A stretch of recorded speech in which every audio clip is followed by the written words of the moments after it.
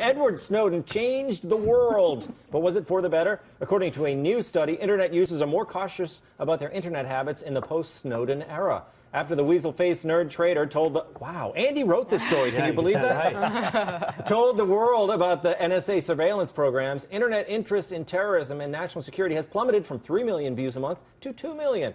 The researchers suggest this is due to fear of being viewed as a terror suspect. FISA, the Foreign Intelligence Surveillance Act, which authorizes the PRISM program, expires at the end of the year. Joanne, what do you think? I mean, Snowden, I don't care what you think about Snowden, but do you think he's having an effect on people's habits? Oh, definitely. I think people are nervous now. They think that the government is looking at everything they're doing and judging them for it. But then I remember what I was told once when I was going to the doctor.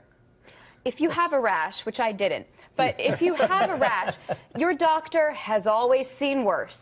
So don't worry about it. They've always seen worse. So the government is like, we're not worried about you. We've seen worse. We're looking for worse. So I can stop typing stars in between ISIS every time I send my team a message about covering terrorism. No, but it does enter my mind. Like, am I going to get flagged? Because, you know, after the Paris your rash is not that bad. Okay. But the thing is, I mean, it's true. Around here, probably on a day-to-day basis, some of the things we search for are pretty goofy. All the time. And I guess according to researchers, even people trying to do their jobs, such as journalists or lawyers, or they are saying it's actually slowing down the way people work. That's the extent that they're worried about it.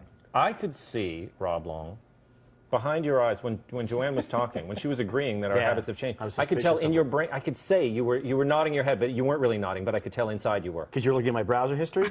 No, that's not what I was looking at. You seem to be skeptical about Joanne's answer. I am skeptical. There's no evidence in this survey. They produced no evidence that those two things are connected.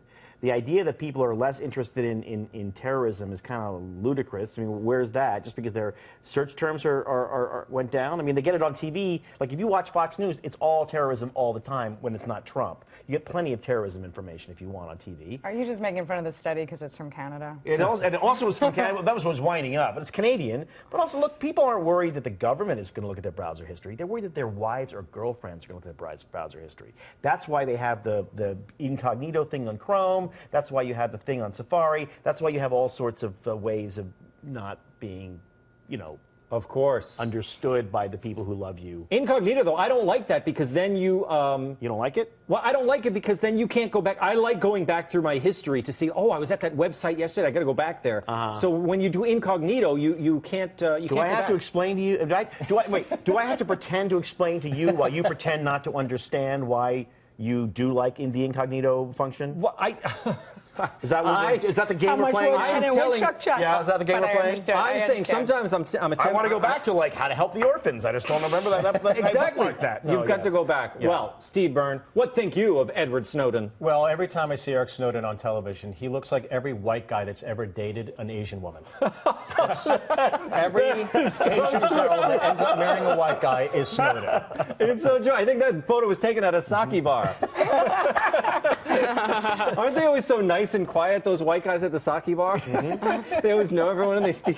Yeah, that's right. Speak the language.